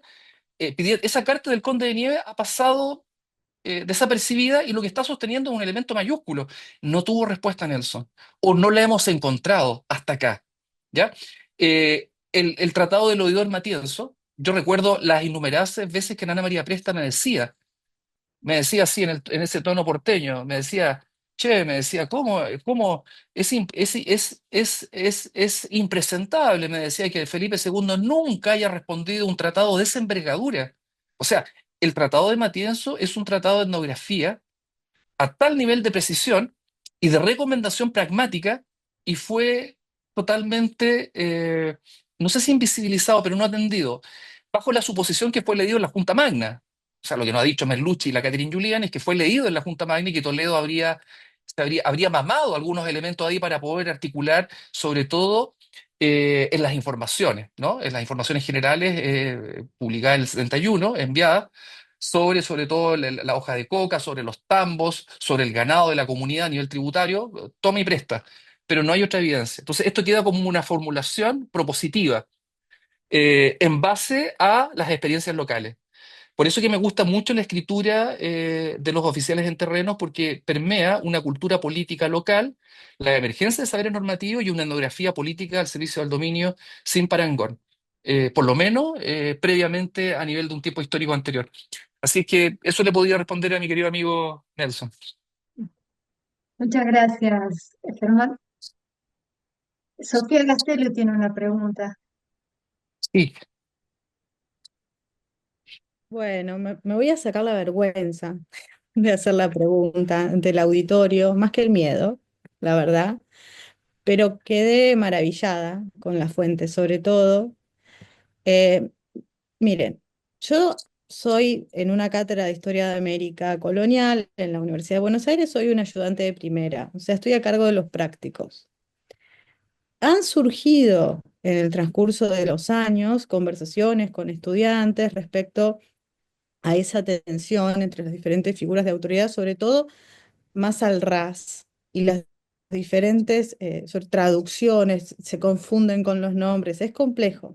Sin embargo, me impactó cómo eh, todo este universo no está contemplado en nuestros textos y debería empezar a estarlo, yo creo, porque si no, ese deseo de que alguien haga una tesis al respecto no va a pasar.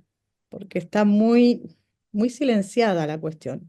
Y también mi pregunta en realidad estaba más atada a la que ya hizo el doctor Nelson Castro. Entonces, en realidad es, muy bien, ese silencio sobre si cuajó en algún momento, ¿tiene también alguna respuesta, algún correlato que diga, no, los tóxicos han sido exitosos en el pasado, pero no serán vueltos a utilizar, pese a que evidentemente varios funcionarios y de alto rango los estaban, no sé si reclamando, y me impacta también que la argumentación sea para evitar que se levanten. O sea, estaban hablando de una estrategia de pacificación. Entonces, para investigaciones futuras y porque en un cuatrimestre voy a volver a empezar a ver estos temas y ver dónde se puede incluso sugerir el indagar en algunos espacios que no hayan sido trabajados sobre por qué esto no se implementó, qué respuesta hubo o no hubo. Ese silencio también importa, no hubo ninguna respuesta. Eso sería So- todo, nada. Muchas gracias, Sofía. Muy agradecido de tu tremenda pregunta y consideración a a la ponencia. Eh, claro, aquí el tema de los correlatos respecto, por ejemplo, un correlato de un oficial que diga, no tuvimos respuesta del monarca, esto es inviable, o el tiempo de esta... Porque tienes que pensar, Sofía, que la caída del Tahuantinsuyo en términos organizacionales fue bastante lenta. Mira, Polo Ondegardo en 1551, una carta que publicó la Laura González Pujana en una recopilación de toda la correspondencia de Polo Ondegardo, dice que Polo Ondegardo se encontraba en Jauja en 1551 y dice que las colcas, los depósitos de maíz estaban hasta arriba, llenísimos, y que el Hatun Curaca con el Tucurico estaban esperando para entrar las remesas al Cusco. Es decir, Polo Ondegardo se sorprende de que las instituciones seguían funcionando fuera de la hegemonía del Cusco o de Lima en las provincias. Entonces, estos oficiales, y esto es hermoso, presenciaron la última forma de organización que son prácticamente asincrónicas en sus respuestas de desaparición, van observando y se van maravillando. Toda esta recopilación de los tocuiricos sobre el tocuirico genera una información contundente, desparramada, como decía Nelson, en una cantidad de tipologías que son impresionantes. El problema de esta búsqueda está en que son informaciones fragmentarias. Entonces yo puedo leer 300 folios y encontrarme dos descriptores. Porque es curioso, Sofía, cómo van, los tipos empiezan a plantear una carta sobre la Hacienda Real. Y dicen que se están robando recursos en Lima de la Hacienda Real y que acusan. Pero es como si fuera una especie de texto huésped, de repente aparece Lincoln solo para referirse a que esas prácticas no ocurrían antes, la del robo. Entonces, tenemos un peso de información gravitante en estas decisiones. Lo sorprendente es que no hubo la manera de hacer llegar porque una de las hipótesis podría ser, no llegaron estas informaciones, no fueron frenadas en el Consejo de India, fueron filtradas. No hubo un procurador, como era el accionar del Consejo, de que llegara, digamos, y tuviera un intermediario para poderse llegar esa información al rey y que la pudiera leer. Imagínate la cantidad de kilómetros de papel que no fueron tomados. Esa puede ser una hipótesis. Ahora, curiosamente, el Tratado de Matienzo sí fue leído en la Junta Magna, pero ni para el buen gobierno, ni para el asentamiento, ni la paz y la quietud fueron consideradas las experiencias locales y de proximidad. Por ejemplo, cuando López García Castro dice, o sea, no es antojadizo que diga que estos indígenas tengan las leyes de Huayna Cápac, es decir, que no tengan las leyes españolas, dado que la organización Sofía, que ya está bien estudiada por la historia, los españoles percibieron. El problema del asentamiento español fue la ausencia de una autoridad intermedia fuera del ejercicio del encomendero y de los religiosos, ¿no? Y antes del corregidor. Entonces, en esa descripción, los españoles empezaron a observar que este Tocuirico era la cabeza de una organización decimal que llegaba hasta una autoridad para 5 personas. Entonces, estas autoridades decrecientes tenían tal nivel de control y de vigilancia que habían impedido cualquier rebelión en la percepción española antifiscal. Entonces, la maravilla de esta descripción radica, por un lado, en una impresionante descripción etnográfica sin precedente. De hecho, por ejemplo, bueno, ustedes están al tanto de la obra de Jeremy Manford, ¿no? Imperio Vertical. Manford señala que el virrey Toledo tenía en la mano a los incas como tiranos y a los otros como ejemplo de buen gobierno. Entonces, esta esta idea que permea dos funciones políticas, la del tirano y del buen gobierno, había sido pensada como la única forma en que los naturales podían ser gobernados. Es decir, siguiendo la tesis de Manford, era el único gobierno ad hoc a la naturaleza de los indios, la tiranía, observada como un elemento de conservación y de bondad. Entonces, creo que habría que expurgar, básicamente, a nivel comparativo, si existen más correlatos intertextuales de lo que estamos viendo en otros repositorios. Tú sabes que la gente cree que cuando Toledo llegó a la corona, que hay una ficción ahí que es propia de Guamampoma, donde dice que el rey Toledo habría sido ajusticiado por Felipe II y que Felipe II le dijo, no te mandé a matar reyes, que lo discutió con Matías, que es una ficción del cronista.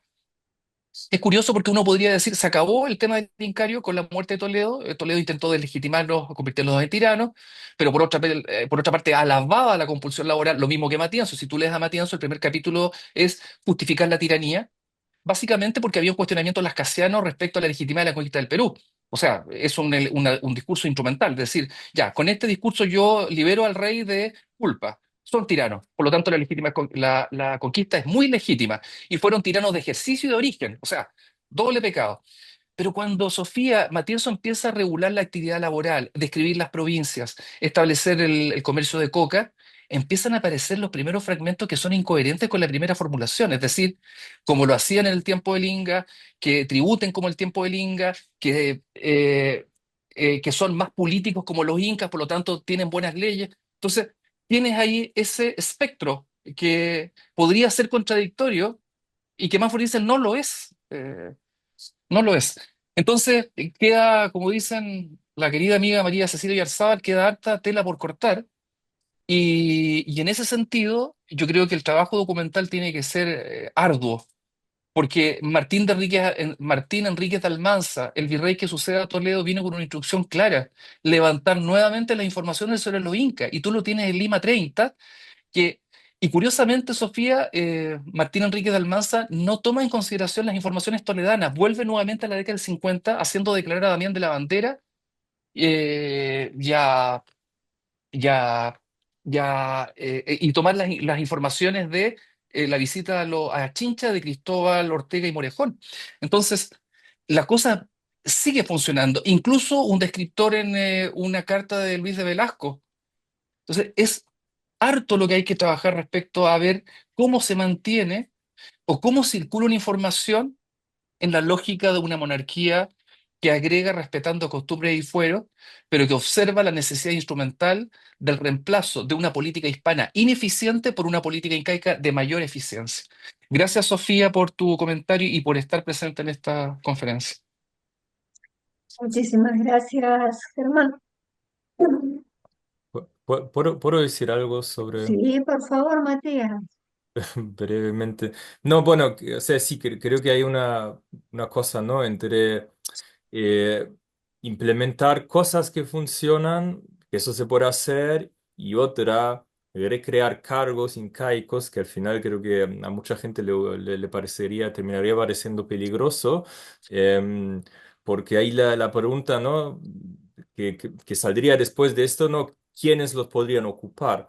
Y ahí terminarías rápidamente en Poma de Ayala, que en el fondo le dice al rey: mira, es que todos estos españoles, viréis y todos estos no saben gobernarlos. Entonces, nosotros, ¿no? La antigua aristocracia del Inca debería volver a gobernar el Perú, pero ahora para Felipe II o luego tercero, ¿no? O sea, ¿no? O sea, al final se convierte también en una cosa de intereses de grupos, ¿no? O sea, ¿a quién le perjudica al final? Si, o sea, ¿qué español podría ser Tocorico?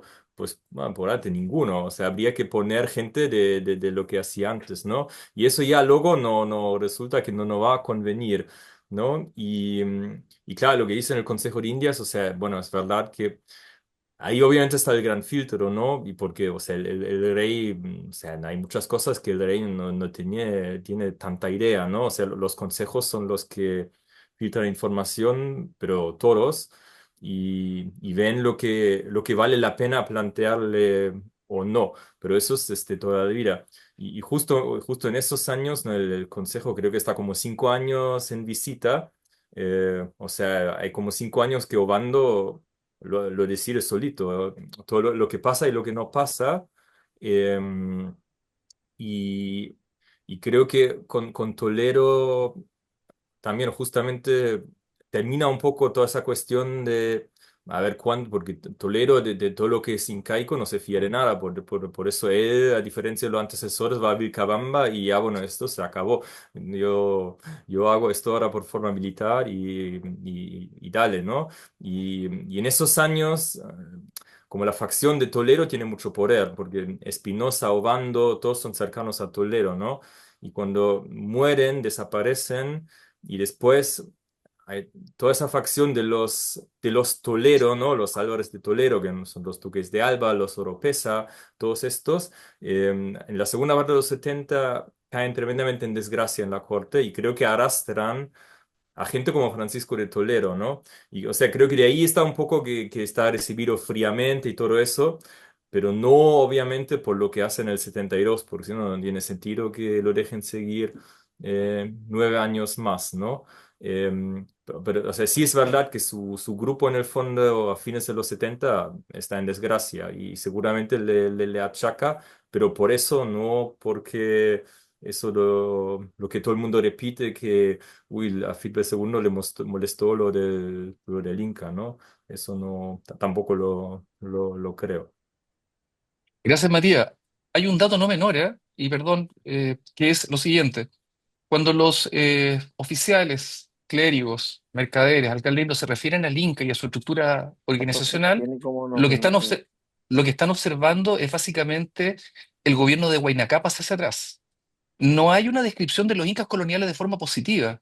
De hecho, los incas coloniales que hacen negocian el poder, el caso del Payo Inca, que es el más dramático, básicamente, o uno de los descendientes, que es Carlos Inca, que prácticamente lo mandan a Lima y muere en el camino, los encarcelan, no hay privilegios, hay traiciones fraguadas con antelación. Entonces, todos los descendientes incas coloniales no son ejemplo de nada, y de hecho tienen que ser reducidos y pacificados. Y curiosamente la figura emblemática desde el punto de vista de leyes a ser restituidas es Huayna Cápac, para atrás, ni siquiera hay mención a Huasca ni Atahualpa. Ese es otro elemento que también es reiterado. Ahora, esta combinación es una combinación descriptiva respecto a los secos que van de las informaciones de la década del 40 que se van transmitiendo. La información se hace mucho más acabada, con mucha mayor cantidad de información, pero es una combinación entre lo que queda de esta organización y esta idea del recuerdo y la memoria de lo que fue Huayna Cápac. Recuérdense que es descendiente de una panaca real e imperial, que es la del Pachacútec en adelante, que son tres incas simplemente a los que, por ejemplo, en la crónica de Betanzos les asigna el 90% de la crónica, que eran los informantes a los españoles, los descendientes de la panaca de Pachacútec, no las anteriores. Entonces, también eso es importante de considerar. Cuando se habla de la grandeza del Imperio Incaico, la restitución de leyes, la recuperación de cargos, lo que estamos viendo es la dirección hacia Huayna Cápac. A propósito de lo que decía un poco Matías. Eso. La verdad que estoy encantada con esta clase magistral de historia del siglo XVI. Sí, espero que hayan notado, como yo, que tiene notas al pie. Germán habla con notas al pie y da las referencias de qué archivo sacó cada dato que está citando. Yo quisiera hacer un comentario y una pregunta, en realidad una reflexión en función de lo que dijeron Germán principalmente, Matías, Nelson, y creo que gira todo un poco en torno a Juan de Matienzo. Es que pensaba en este momento temprano, 1550, 1570, no, como un momento etnográfico, un momento en que el rey pide informaciones para establecer su gobierno y las noticias hablan del buen gobierno del Inca anterior, exactamente, y del mal gobierno de los encomenderos. Y aparece también esta figura, como decía, los caciques tiranos. Pero el momento siguiente, el momento intervencionista del virrey Toledo, no es un momento restaurador de las leyes andinas, es un momento que va a modificar la realidad andina. Hay algunas excepciones, por ejemplo, cuando Polo de Ondegardo habla de las tierras de un pueblo, una población, que tiene las tierras de arriba, les vendieron las tierras de abajo y que hay que restituírselas del uso comunal del ganado. Entonces, tal vez este uso de la información del Incario habría que buscarla a nivel local y no tanto a nivel real. Tal vez a nivel local se puede encontrar alguna aplicación. Pero a mí me gusta mucho la definición que da Taban Anzoátegui de este momento, de entre los años 50 y 70, que él considera que es el momento de mayor mestizaje jurídico. Es el momento menos hispánico de toda la conquista y menos católico también, porque los indios, la mayoría no saben ni persinarse, muchos encomenderos no tienen una doctrina, es lo que se desprende de las informaciones y de las visitas, y es algo que toma también Guamampoma cuando se refiere a los curas de doctrina, porque él está denunciando también a los curas de doctrina y hace un uso instrumental del gobierno de los incas. Y aquí podríamos introducir, como decía Matías, la idea de la discusión moral, porque no sé si habla del buen gobierno del Inca, pero sí que son malos católicos y que los señores étnicos, los pequeños grupos, son los buenos católicos. Ujú. Entonces, tenemos una discusión no solo de buen gobierno y mal gobierno, sino de buen católico y mal católico. Y en este punto creo que Matienzo establece un punto superador. En su traducción política, él busca el buen gobierno católico y Mm. propone reformas, integrando políticas adecuadas para cada pueblo. Y habla de una traducción política para la creación de estos saberes normativos dirigidos a las comunidades indígenas y cómo, pensando en un orden hegemónico. Y esto es lo que decís vos claramente en tu libro, porque Matías, cuando hablamos de derecho indiano, es una discusión que ha planteado Carlos Garriga. Muchas veces se refiere a un derecho municipal en Indias que está centrado en los españoles que viven en América. Y los indios nunca dejan de ser sujetos subalternos. Si el derecho municipal en Indias habla en plano de igualdad, no habla de los indios, sino de los españoles en Indias.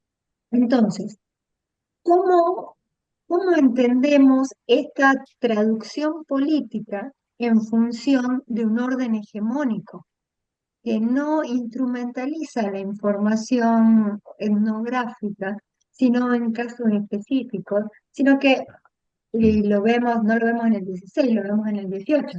El orden del Inca prácticamente ha desaparecido, por más que se lo tome en el 16 como el modelo del buen gobierno.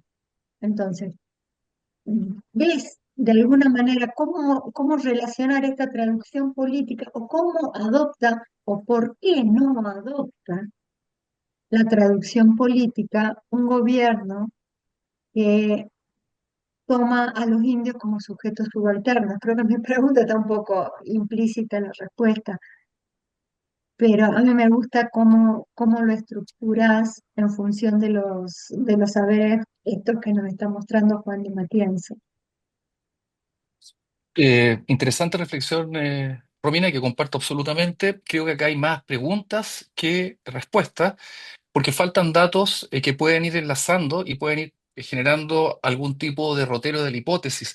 Ahora, lo que sí es legítimo señalar es que los avesados traductores, los avesados etnógrafos, ¿no? Matienzo, cuando murió en 1579, llevaba prácticamente 16 años en La Plata, había recorrido prácticamente todo el Perú. Entonces, cuando hablamos de estas personas que cumplen una función muy particular, porque están en una convivencia de proximidad inmediata con la sociedad indígena y deben naturalizar una serie de prácticas también que se van mestizando. En segundo lugar, son representantes del rey, sobre todo de los órganos audienciales, sobre todo. En tercer lugar, eh, manejan conocimiento y deben manejar conocimiento básicamente para disposiciones gubernamentales, en términos productivos, económicos, la hacienda real, etcétera. Entonces, los que realmente producen un saber normativo son estos oficiales. Estos oficiales son traductores y son creadores de un saber normativo en el hecho de proponer reglamentaciones. Matienzo es un esquema de complejidad de las descripciones precedentes, porque Matienzo no solamente hace una descripción, sino propone normativamente, en un esquema positivo de gobierno, la figura de un cargo con un concepto quechua. No lo está traduciendo al castellano, no dice voy a poner un veedor, voy a poner digamos, un corregidor, porque ya existe. La pregunta interesante es que el corregidor es colocado al lado del tocurico. Por lo tanto, las funciones del tocurico deben mantenerse. Está haciendo un ademán, está proponiendo al monarca un término quechua. Entonces, no es menor. Y esto es el corolario. Matienzo tiene que haber indagado y haber recibido información. La única información para hacer la historia de los incas fue la de C.S. León, porque ya sabemos que lo plagió hasta el cansancio, la obra de Matienzo a C.S. León. Pero Santillana, Ondegardo, Damián de la Bandera, Juan de Matienzo, el virrey Conde de Nieva, probablemente Lope García de Castro, son sus discursos en un análisis intertextual a nivel comparativo, son creadores de saberes normativos en base a la proximidad etnográfica y en la utilidad instrumental que esto puede redundar para la tributación indígena y para la compulsión de mano de obra. Yo no sé, Romina, si estas coordenadas a nivel antropológico y de una proximidad que hace elegible a la cultura a otra, fue procesado por los consejos en Castilla o por el rey. No lo sé. Hay una información bastante distante y muy general de que somos informados que lo hacían bien, gobernaban bien y quitaron el ocio. Pero las proposiciones particulares, que tú muy bien lo dijiste, Romina, que son locales, porque lo que estoy haciendo yo, he estado revisando en su mayoría la audiencia de Lima, pero esta da cuenta de los casos locales, el caso sobre todo de Jauja, donde estaba el principal nicho incaico en la sierra, era Jauja, básicamente. Acuérdate que ahí se encontraron más de 800 colcas de depósito. Entonces, yo creo que son estos oficiales en una desesperación gubernamental lo que hacen ver lo que convendría a la República. Si la frase lo que conviene a la República es la dirección del buen gobierno y la policía, el elemento directriz que hay que asumir, que se asumió. Y lo que hizo Toledo, como tú bien lo dijiste, fue crear una política severa que encubría una imitación deliberada de ciertas prácticas del Inca, porque muy, muy cara dura Toledo, ¿no? Entonces, y esto mantiene en esperanza, pero no sabemos qué pasa después.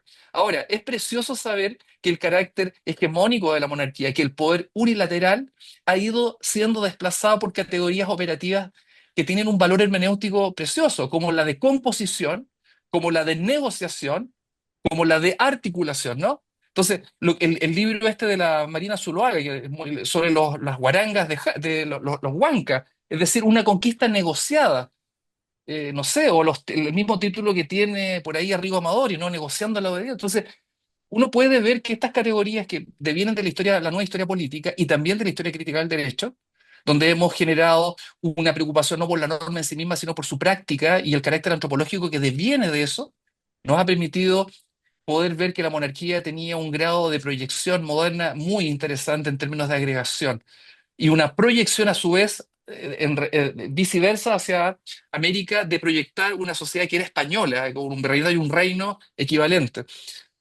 Eh, Hay que seguir, como decía, se necesita afinar más el marco teórico, pero sobre todo la documentación. Si de consuelo sirve, quizá, o para pesar mío, me quedan más de 4.000 folios. Fíjate que de lectura de todo lo que pude recopilar es mucha información para poder ser, primero viene la transcripción y luego el análisis, pero es harta información. Y aquí van apareciendo las perlas, esa carta del Conde de Nieva, la carta del mercader Juan griego, y todas tienen una transversalidad en el discurso, que lo que supone que hay una intertextualidad que está reconociendo que el buen gobierno debe conducirse por las instituciones incaicas, por lo menos hasta el advenimiento del virrey Toledo. Eso. Y muchas gracias nuevamente por las preguntas y por la presencia de ustedes. Bueno, muchísimas gracias, doctor Germán Morón Reyes. Muchísimas gracias, doctor Matías Globel, y a todos y todas las personas que nos acompañaron hoy. Ha sido realmente un placer. Y los invito a visitar nuestro canal de YouTube, donde esta conferencia va a quedar colgada, y a nuestra próxima reunión el mes que viene, que va a estar a cargo del profesor Gustavo Cabral de la Universidad de Ceará de Brasil. Muchísimas gracias. Jessy. Muchas gracias a todos y a todas. Y Romina, lo último, un saludo especial ahí a Valentín Meyer, que es un estudiante de Francia que está en nuestro centro haciendo ayuda de investigación y que gentilmente nos acompaña a todas las exposiciones y a todos los seminarios. Y quisiera particularizar, muchas gracias Águeda, Cristian Adriel, Rosana, Viridiana, Sofía, la doctora María Inés Carciolo, que la conozco por referencia a Darío Barriera, Romina misma, Nelson y bueno, y Matías. Quisiera personalizar, somos tan poquitos y agradecerle su presencia en esta conferencia. Y a ti, Romina, también muchas gracias por ser la anfitriona, haberme invitado, es un honor y ya te veremos en Santiago muy pronto.